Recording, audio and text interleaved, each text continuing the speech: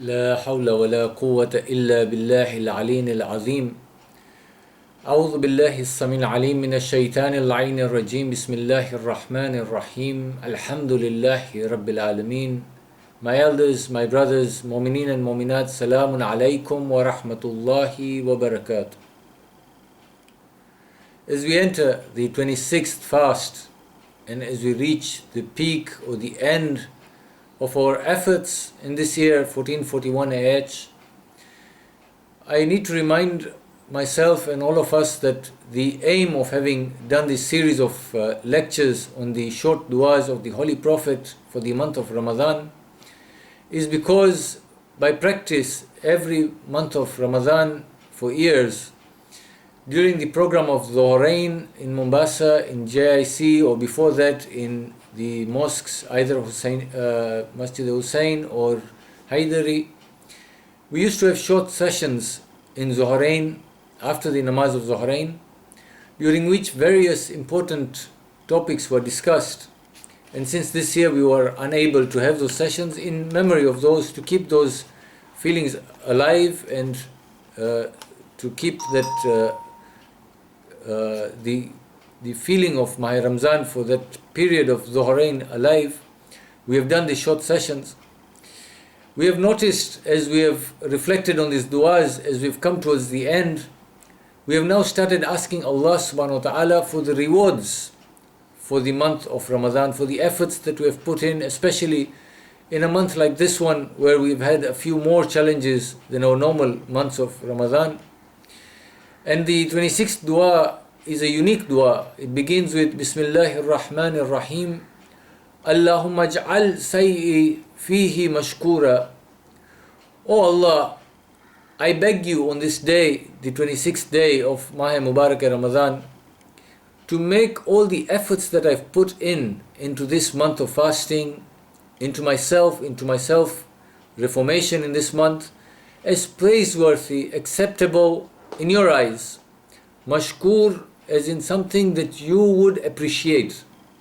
Now we need to understand that when we, as a creation of Allah subhanahu wa ta'ala who has got limitations, are grateful to Allah subhanahu wa ta'ala for His ni'mat, we will never be able to thank Him adequately for everything that He's given us. But when we are asking the source of all the ni'mat to accept and to make our actions praiseworthy in His eyes, we should have achieved something for His sake. The question I need to ask myself today is, have my fasts been for the sake of Allah subhanahu wa ta'ala or for somebody else or some other reason? If there were selfish motives in my fast, then certainly those acts were not for the sake of Allah subhanahu wa ta'ala. During my fasting, whatever acts of charity or goodness or sila raham that I've done, whatever good acts I've done, if they were for other than Allah, then how do I expect the acceptance of these actions from Him, yet I've not done them for Him? So on this day I need to reflect on my actions and think about whether I've been doing them purely for His sake, and if there's been any contamination in my intention, I need to clear that contamination now, so that my intention for the rest of the month and His rectification for the previous days, that all my acts were only sincerely for Allah subhanahu wa ta'ala and nobody else. We then tell Allah subhanahu wa ta'ala, وَذَنْبِ فِيهِ مَغْفُورًا.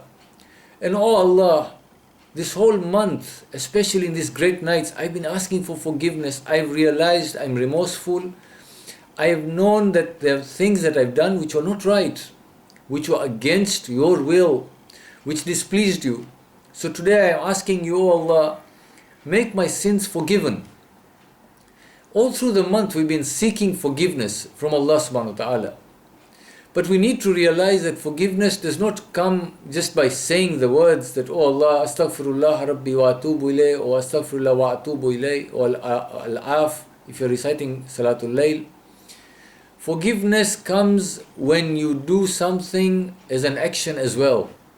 I cannot say astaghfirullah, as some people have a habit, whenever they say a lie, they'll say astaghfirullah. Or if they'll backbite, they'll say astaghfirullah, and they expect that sin is forgiven.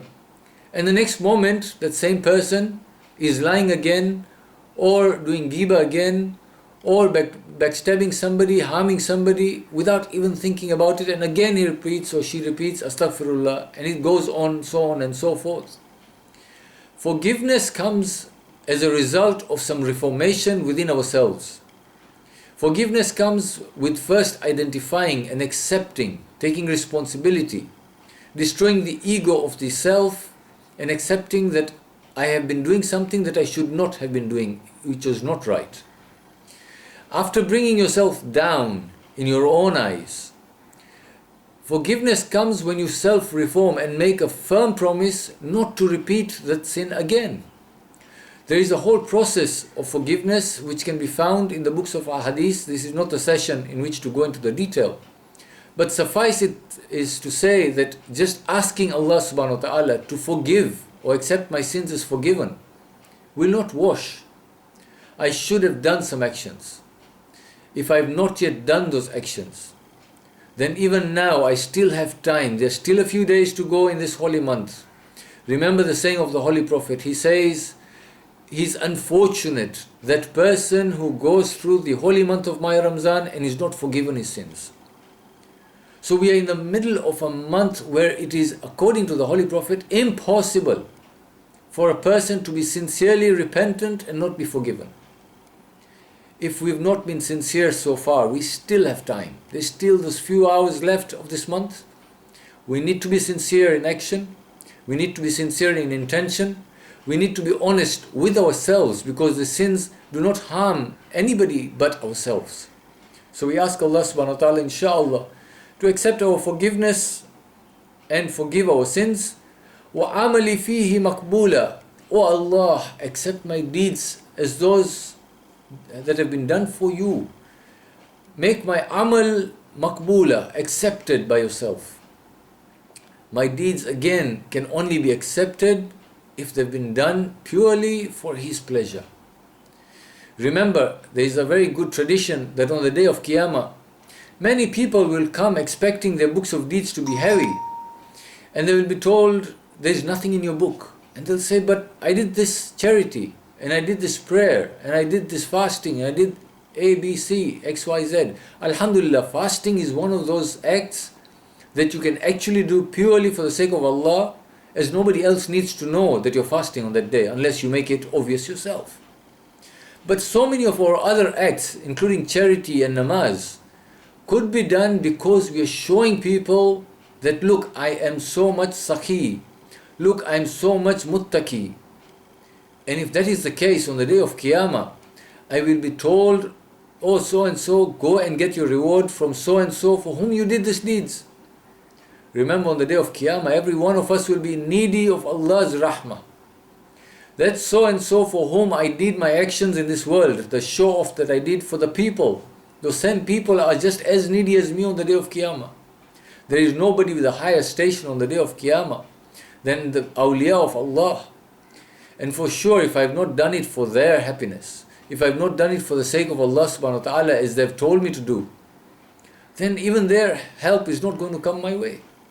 So I need to make sure that before I ask Allah to accept my deeds, intention again needs to be purified. If I've made this mistake all through the month, I still have time.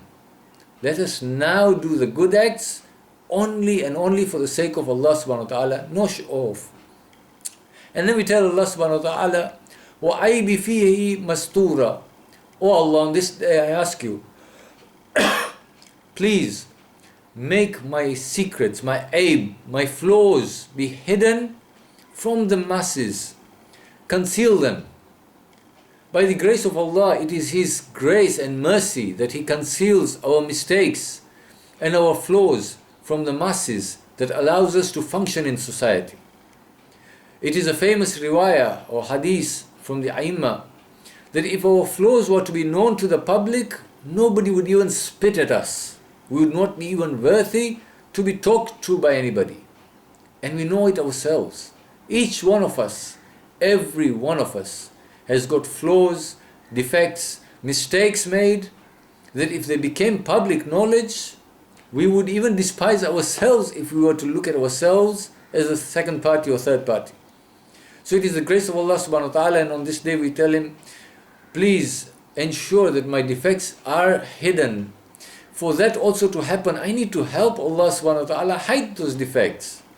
I cannot be a zani, na'uzu billah, or I cannot be a person who does riba, or is a backbiter, or is a liar, or is taking riba, for example, and go around in the public proclaiming that, look, I'm doing all this and yet I'm fine. If I'm doing that myself and opening my own secrets and defects in front of people, and I expect then Allah subhanahu wa ta'ala to safeguard me from these people, that indeed is foolishness. And in the end we tell Allah subhanahu wa ta'ala, Ya asma' as-sami'in, O He who hears better than all those who can hear. Allah subhanahu wa ta'ala does not need to be told all this. He hears the sound of my heart. He hears the voice from my soul. But a lot of times we find our Aimma telling us, verbalize your dua. In verbalization, you are bringing ihsas, you're bringing the recognition of yourself to your tongue. Many a time inside myself, I know my flaws. But until I do not verbalize them, I do not make myself embarrassed of my own problems and my own mistakes. It's this verbalization that breaks the ego of the self and brings to the fore my own defects in my own eyes, so that I can move towards reformation and rectification.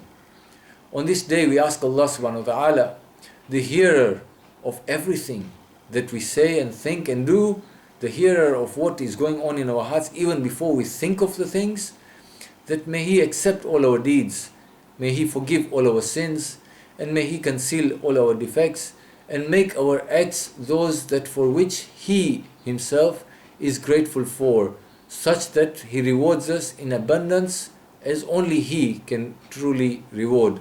وآخر دعوانا أن الحمد لله رب العالمين. Surah Mubarakatil Fatiha.